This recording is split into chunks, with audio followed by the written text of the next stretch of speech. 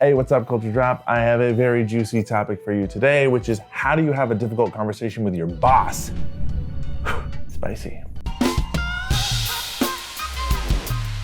For some context, not every single boss can successfully have this conversation navigated with. Some bosses are terrible, defensive, they have high egos, they do not have high emotional intelligence, they retaliate against feedback, and this type of a conversation makes them feel threatened. I wish that were not the case for anybody in a leadership position, but here we are. So here are some tools and elements of how you approach a conversation that's difficult with your boss, whether that's giving them difficult feedback, you're frustrated with your job, something like that. So first thing right off the bat that's important is anytime you're approaching a conversation like this, it's important to do it in cold blood. I've said that before, but what I mean by that is at a time when you are not fired up, when you're not emotionally charged, you're not heated, you're not in the moment where you're really upset, that is not a good time to have a conversation like this. It's important that approaching this conversation and throughout this conversation that you are able to remain completely emotionally neutral, that you don't raise your voice, that you don't get excited no matter how they respond, is that you are in a completely emotionally calm, neutral space. Talking about the approach, how you approach and frame up this conversation with the person.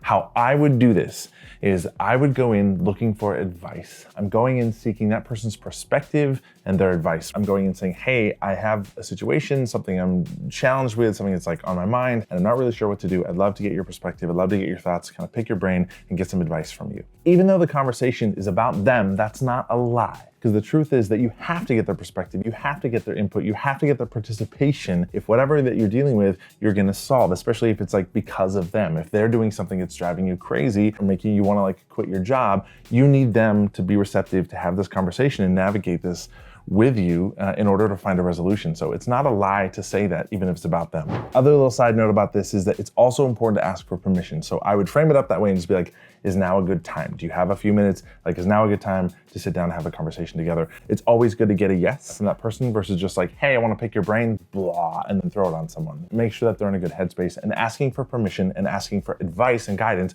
automatically puts that person in a more receptive place. Yes, I'm here, I'll give you guidance. If someone feels like they're helping you, if I feel like you're coming to me for my wisdom and input, again, I'm more likely automatically to be in a headspace of I'm here to help you, you're seeking my wisdom, as opposed to immediately putting somebody on the defense, which you do not want to do. This next piece is something I would definitely use as part of my style, but I think it's also okay to be humble and to be vulnerable. I think it's okay to have a conversation to say, hey, before we even dive into this, this conversation makes me a little bit nervous to have with you because you are my boss, because I care about what you think. I want us to have a good working relationship. That's why I'm here. I don't know how you'll necessarily respond to this. And so that's why I feel a little bit anxious having this conversation, but I think it's really valuable for us to kind of dive into this together. Okay, so here's the meat as we're getting into okay, here's your turn to talk, go.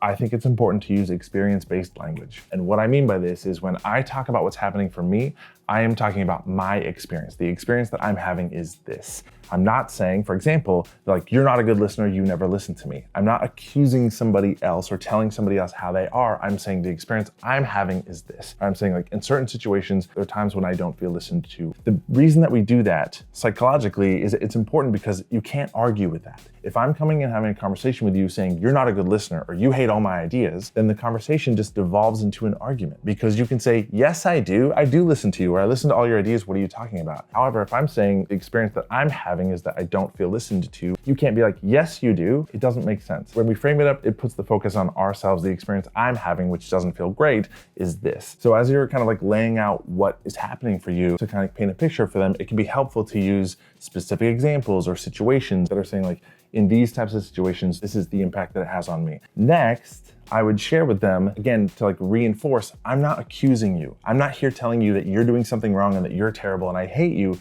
I'm just saying that this dynamic or these certain situations that exist between us are causing me to have this, having this impact on me that doesn't feel great, and I don't know what to do about it. Circling back to the fact that I'm just saying, I'm here to get your advice, your perspective. Here's what's happening for me. This is the experience it's causing for me when these things happen. I want to know from you, what is your perspective? How do you feel about this? When you hear that, what do you think? And ultimately is kind of what advice would you give me? Is there a way that I can show up differently? Is there a way that I can, carry myself differently to approach you with ideas in a different way that would sort of change this dynamic between us or these situations? Because it's I need your input. I truly want your wisdom. If you were me, what would you do? Because I'm at a point where I don't necessarily know how to deal with this or what to do about it. That's why I want us to kind of collaborate and talk through this so that I can get your perspective, your advice, and hear what you think. Approaching this kind of conversation that way is great because it's collaborative. And I'm reinforcing throughout the whole time of like, I'm not accusing you. I don't hate you. You're not doing something wrong. You're not in trouble. I just want us to talk through this together. And I think that level of kind of vulnerability,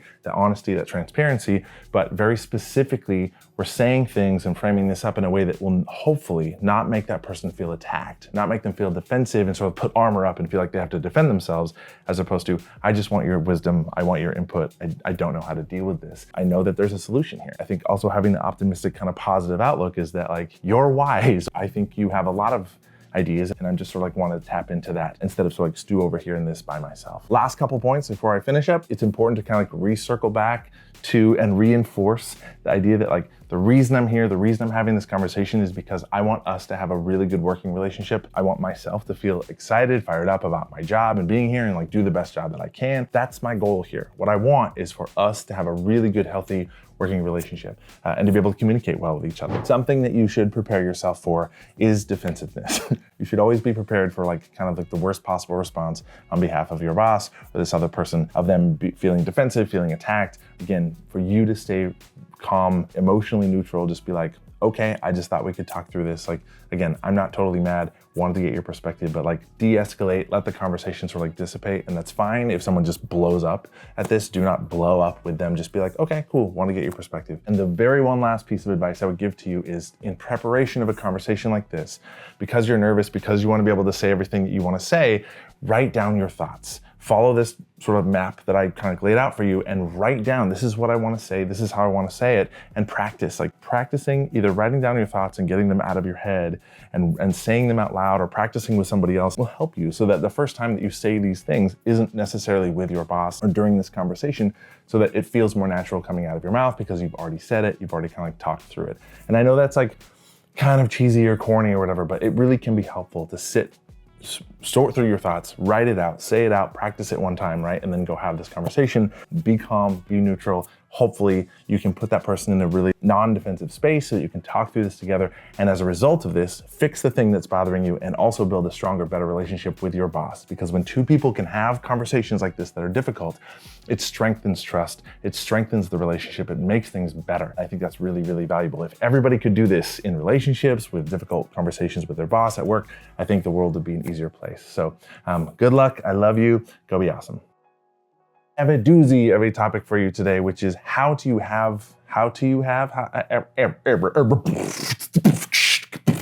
Thanks for watching and tuning in. Subscribe to our channel. We put a lot of content on here. You can also subscribe to the Culture Drop mailing list and get these emails in your inbox every Tuesday morning.